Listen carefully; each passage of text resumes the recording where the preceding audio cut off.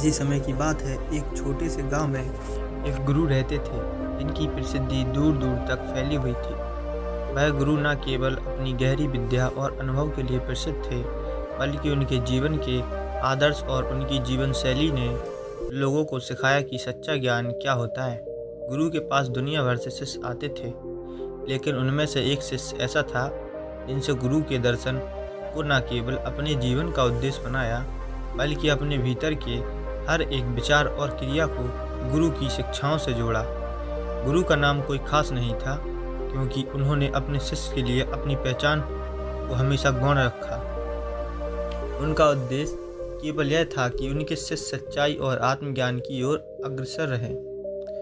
गुरु ने हमेशा अपनी शिक्षाओं के माध्यम से यह समझाया कि ज्ञान किसी भी एक व्यक्ति का नहीं होता, बल्कि यह समाज की प्रकृति और हर एक जीव की साझी धरोहर है। शिष्य का नाम भी किसी को खास नहीं था, क्योंकि गुरु को मानना था कि नाम से महत्वपूर्ण व्यक्ति की क्रिया और विचार होते हैं। वह शिष्य अपनी मेहनत और लगन के लिए प्रसिद्ध था। शिष्य ने बचपन से ही यह ठान लिया था कि वह अपने गुरु से हर प्रकार का ज्ञान प्राप्त करेगा। गुरु के प्रति श्रद्धा और समर्पण अतुलनीय था। वह जानता था कि गुरु के पास जो ज्ञान है, वह उसे जीवन में हर पहलू मदद करेगा। गुरु ने एक दिन शिष्य को अपने पास बुलाया और कहा, अब समय आ गया है कि तुम अपनी आंतरिक शक्ति को पहचानो।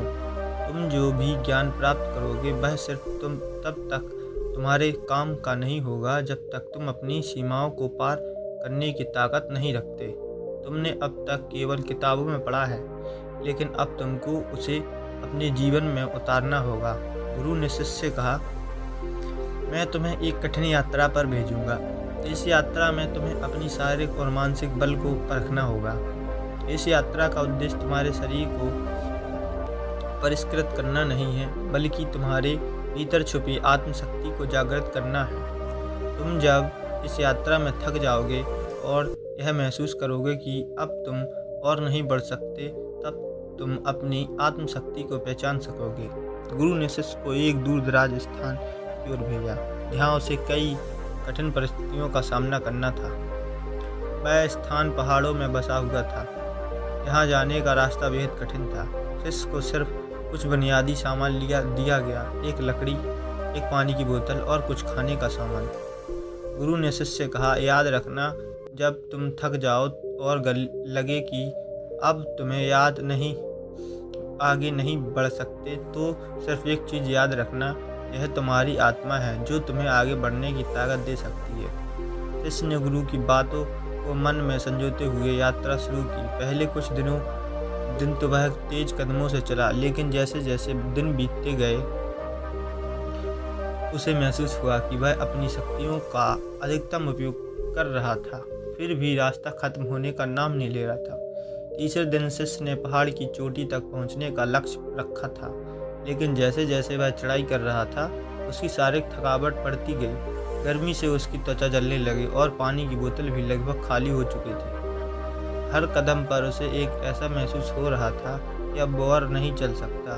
हवा इतनी तेज थी कि हर कदम में उसे संतुलन बनाने की कठिनाई हो रही थी, लेकिन गुरु के शब्दों ने उसे संभाल लिया।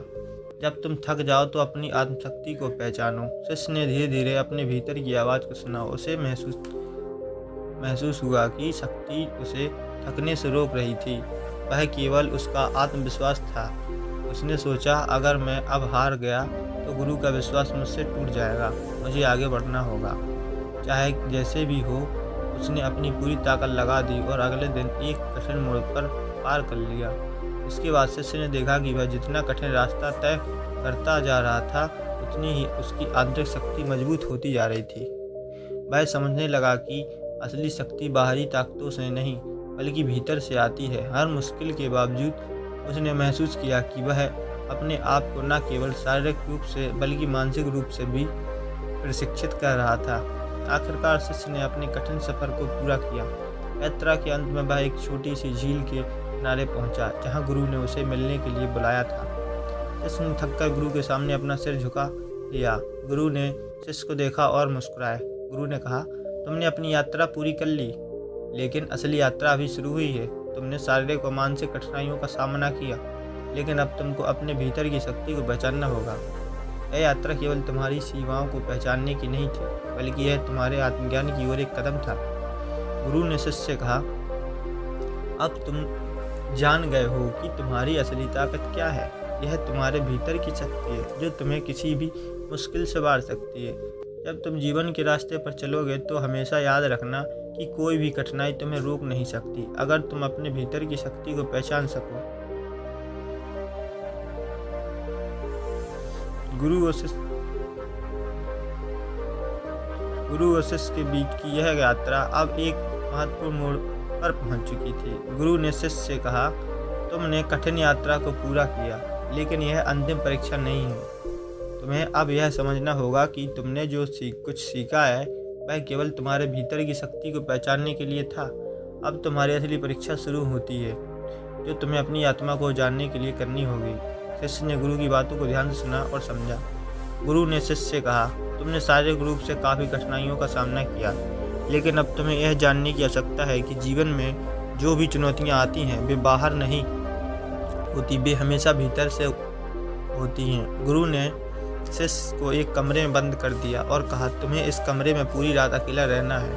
इस दौरान तुम खुद से ही बात कर सकोगे, किसी बाहरी चीज़ से तुम नहीं जुड़ सकोगे। तुम्हारी सारी चिंता, तुम्हारा डर, तुम्हारी बेचैनी, सबको तुम्हें खुद ही पार करना होगा।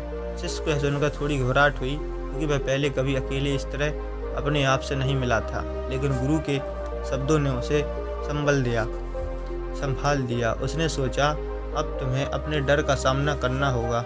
मुझे यह समझना होगा कि मेरे भीतर जो असमर्थता और भय है वह मेरी असली शक्ति को नहीं देख पा रहा है। रात भर शिष्य ने अपनी सोच को समझने की कोशिश की। वह अपनी भावनाओं और विचारों को ध्यान से देखता और यह महसूस करता कि उसके भीतर डर, संकोच और बेचैनी सब उसकी मानसिक रुकावटें थी, जो उसे अपनी वास्तविकता को जानने से रोकती थी। वह जानता था कि समय आत्मलोचन का रास्ता था। रात के अंत तक शिष्य ने अपने भीतर की सारी असमर्थताओं को पहचान लिया।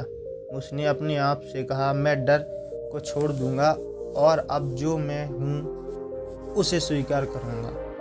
इस स्वीकारोक्ति के साथ ही उसके भीतर का भय और संकोच समाप्त हो गया। वह महसूस करने लगा कि उसकी आत्मा अब पूरी तरह से मुक्त हो चुकी थी। अगले दिन गुरु ने शिष्य को कमरे से बाहर निकाला। उस शिष्य की आंखों में एक नई चमक थी। गुरु ने उसकी आंखों में झांकते हुए पूछा, क्या तुम अब खुद को पहचान पाए हो? शिष्य ने उत्तर दिया, जी गुरु, अब मुझे समझ में आ गया कि असली शक्ति और ज्ञान बाहर नहीं बल्कि भीतर है। मैं अब जानता हूँ कि डर, हर उलझन और हर परेशानी मेरी सोच से उत्पन्न होती है। जब मैं अपने विचारों को समझता हूँ तब ही मैं अपनी असली शक्ति को पहचान सकता हूँ। गुरु ने शिष्य की बातों को सुना और संतुष्ट हुए। कहा, तुमने अपनी अंतिम परीक्षा सफलतापूर्वक पास की है। अब तुम वह ज्ञान प्राप्त कर चुके हो जिसे पाने के लिए तुम्हारे जैसा कोई और तपस्वी जीवन भर प्रयास करता है। अब तुम न केवल अपनी कठिनाइयों का सामना कर सकते हो, बल्कि तुम दूसरों की मदद करने में काबिल हो। तुम्हारी शक्ति अब किसी भी सीमा से बाहर है। गुरु ने इन शब्दों के शिष्य के मन में एक नई ऊर्जा का संचार हुआ। उसने महसूस किया कि अब हर परिस्थिति में खुद को संभालने में सक्षम था, क्योंकि अब उसे समझ आ गया था कि हर चुनौती और कठिनाई केवल एक अवसर है उसकी आत्मा को पहचानने का। अब शिष्य के पास आत्मज्ञान था और उसे यह भी समझ में आ चुका था कि ज्ञान केवल अपने लिए नहीं बल्कि दूसरों की भलाई के लिए होता है। गुरु ने शिष्य से कहा, अब तुम्हारा उद्देश्य केवल खुद को जानने का नहीं है, बल्कि तुम्हारे भीतर जो ज्ञान और शक्ति है उसे संसार के साथ साझा करना है। शिष्य ने गुरु की बातों को पूरी तरह समझा और निर्णय लिया कि अब इस ज्ञान को फैलाएगा। वह जानता था कि वह अपनी शिक्षा को दूसरों तक पहुंचाता है तो न केवल वह खुद को और न बेहतर बना सकेगा, बल्कि दूसरों के जीवन में भी परिवर्तन ला सकेगा। गुरु ने उसे आशीर्वाद दिया और कहा, तुम अब दुनिया के लिए एक प्रकाश हो। आपकी अपनी रोशनी से दूसरों के जीवन को प्रकाशित करो। शिष्य ने दुनिया की ओर कदम बढ़ाया, लेकिन अब वह पूरी तरह बदल चुका था। वह जानता था कि जीवन एक यात्रा है और सबसे महत्वपूर्ण यह नहीं कि हम कहाँ पहुँचते हैं, बल्कि यह है कि हम उस यात्रा के दौरान क्या सीखते हैं। गुरु के दिए गए उपदेश ने उसे जीवन के हर पहलू को समझने और उसे स्वीकार करने की ताकत दी थी। ज्ञान का प्रसार। शिष्य ने जीवन के हर क्षेत्र में ज्ञान का प्रसार करना शुरू किया। वह छोटे छोटे गांव, कस्बों और शहरों में जाता, जहां वह लोगों को सिखाता कि असली शक्ति उनके भीतर है। उसने यह बताया कि हर किसी के पास आत्मज्ञान की शक्ति होती है, लेकिन इसे पहचानने के लिए उन्हें अपने डर, संकोच और बाहरी प्रभावों से ऊपर उठना होगा। लोग उसकी बातों को ध्यान से सुनते और इसे अपने जीवन में उतारने की कोशिश करते। धीरे धीरे उसकी शिक्षाएं पूरे देश में फैलने लगी। लोग उसे गुरु के समान मानने लगे और उसे आदर्श मानकर अपने जीवन को बेहतर बनाने की कोशिश करने लगे। मैं जानता था कि उसकी यात्रा अब नई दिशा में आगे बढ़ रही थी।